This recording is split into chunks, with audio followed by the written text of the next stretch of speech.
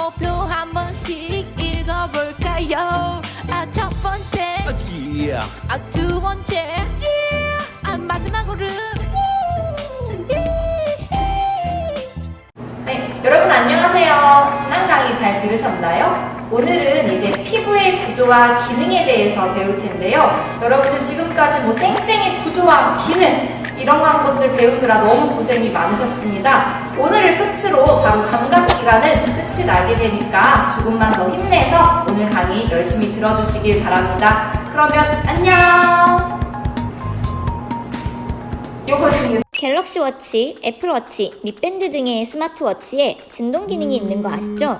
메시지가 올 때마다 혹은 설정해놓은 시간마다 진동이 울리게 되고 우리는 이 진동을 피부 감각을 통해 느끼게 됩니다. 이를 통해 편리함을 느낄 수 있죠. 피부 감각은 진동뿐만 아니라 접촉, 압력, 아픔, 따뜻함, 차가움 등 다양한 자극을 받아들이는데요.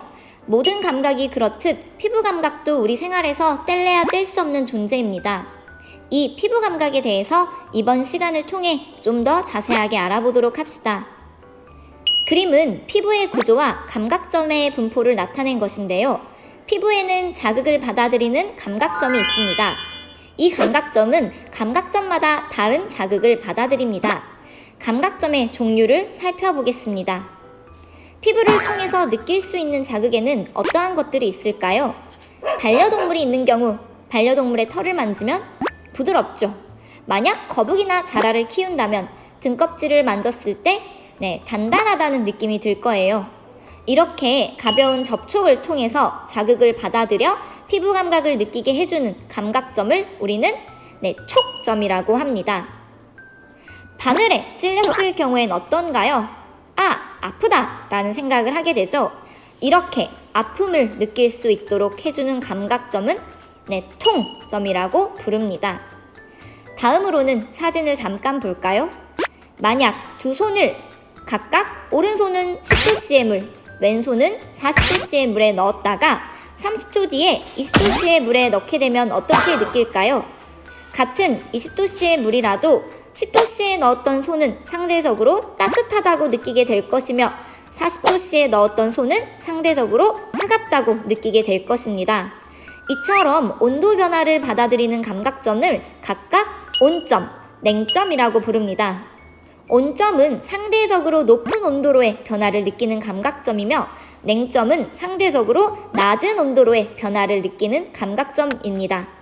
그림에서 봤듯이 온점과 냉점은 마치 온도계처럼 몇 도씨 이상은 뜨겁고 몇 도씨 이하는 차갑다처럼 절대적인 온도를 측정하거나 느끼는 것이 아니라 상대적인 온도 변화를 감지하는 감각점이라는 것을 기억하시길 바랍니다.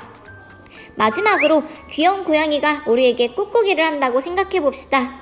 우리는 누르는 압력을 느끼게 되겠죠?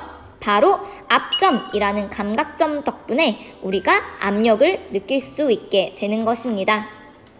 이렇게 5가지 감각점에서 받아들인 자극은 피부 감각신경을 통해 바로 대뇌로 전달되며 우리는 비로소 자극을 느끼게 되는 것입니다.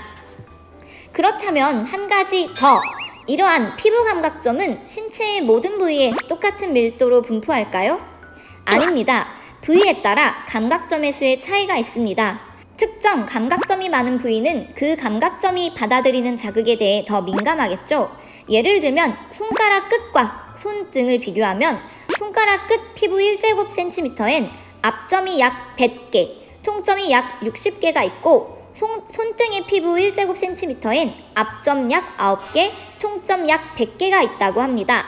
따라서 압력에 대해선 손가락 끝이 손등보다 더 예민하며 통증에 대해선 손등이 손가락 끝보다 더 예민한 것입니다.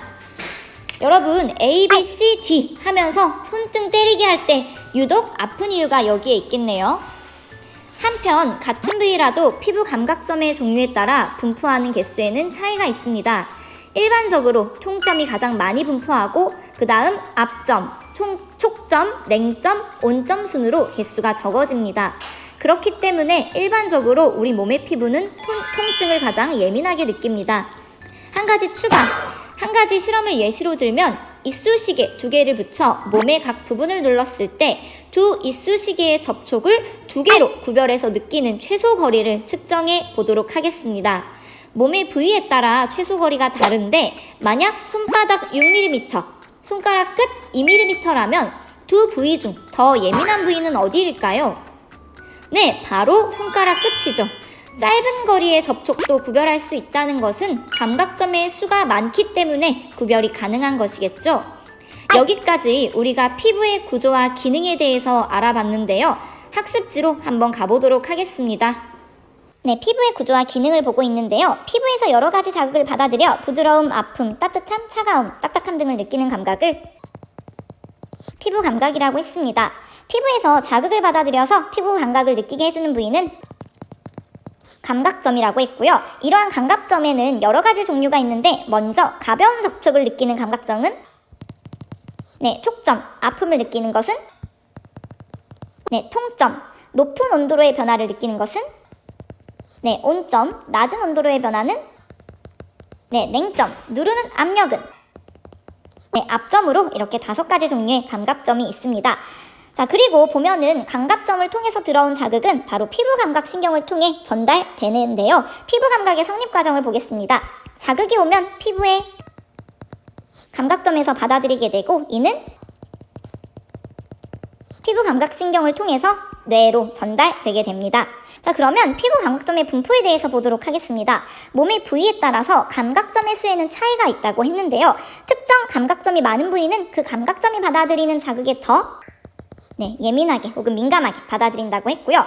같은 부위라도 피부 감각점의 종류에 따라 분포하는 개수에는 차이가 있다고 했습니다. 일반적으로는 통점이 가장 많고요. 그 다음 압점, 촉점, 냉점, 온점, 순회, 순으로 분포하고 있다고 합니다.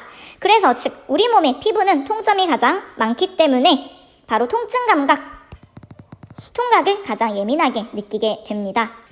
자, 그러면 확인 문제를 한번 보도록 하겠습니다. 피부 감각을 설명한 것으로 옳은 것은 O, 옳지 않은 것은 X표를 하라고 하네요. 우리 몸의 모든 부위는 피부 감각을 예민하게 느끼는 정도가 같다? 아닙니다. 다르다고 했고요. 2번, 자극을 받아들여 피부 감각을 느끼게 해주는 부위를 감각점이라고 한다. 네, 맞습니다. 3번, 일반적으로 우리 피부에는 아픔을 받아들이는 감각점이 가장 많이 분포한다. 네, 바로 통점이 가장 많다고 했죠. 4번, 자극이 피부 감각 신경을 통해 뇌로 전달되지 않아도 피부 감각을 느낄 수 있다. 자, 여러분 피부 감각이 성립되려면 마지막 뇌, 대뇌로 가야겠죠? X고요. 대뇌에 전달돼야 우리는 피부 감각을 느낄 수 있을 것입니다. 자, 2번 문제를 보겠습니다. 다음엔 피부의 감각점 분포를 알아보기 위한 실험인데요. 여러분들 이쑤시개 2개를 각각 다른 간격으로 붙인 다음에 이 이쑤시개를 손바닥에 한번 찔러 살짝 누른다고 합니다. 이때 이쑤시개가 2개로 느껴지는지 혹은 1개로 느껴지는지에 대해서 알아보는 실험인데요. 여러분들 실험 결과를 보면은 이쑤시개가 2개로 느껴지는 최소 거리는 손가락 끝에서 가장 작고 그 다음 손바닥, 그 다음 손등 순서로 길어지게 된다고 합니다. 자, 이거를 봤을 때 우리는 무엇을 알 수 있을까요? 이쑤시개가 2개로 느껴지는 최소 거리가 짧을수록 더 예민하게 되겠죠. 즉 손가락 끝이 가장 예민한 부분이 되겠고요. 손등으로 갈수록 둔감해진다고 우리는 생각을 해볼 수가 있습니다. 그래서 이를 통해 우리는 이 세 부위 중에 가장 예민한 부위는 어디? 손가락 끝이고요. 이 부위의 감각점의 수가 가장 많기 때문에 아마 예민하게 받아들이는 것이겠죠. 자, 여기까지 피부의 구조와 기능에 대한 내용을 알아보았습니다. 쌤은 학창시절에 이 부분에 대한 내용을 공부하면서 직접 눌러보기도 하고 콕콕 찔러보기도 하고 꼬집어보기도 했었던 것 같아요. 그러면서 생각보다 과학적 내용이 우리 생활과도 밀접하게 관련되어 있다는 것을 느꼈습니다. 여러분도 그러한 생각을 해보는 계기가 되었으면 좋겠네요. 집에서 한번 여러분들 이쑤시개 2개로 한번 여러 부위를 찌르면서 어떤 부위가 예민한지 직접 실험을 해봐도 좋을 것 같습니다. 그럼 다음 수업에서 만나요. 안녕.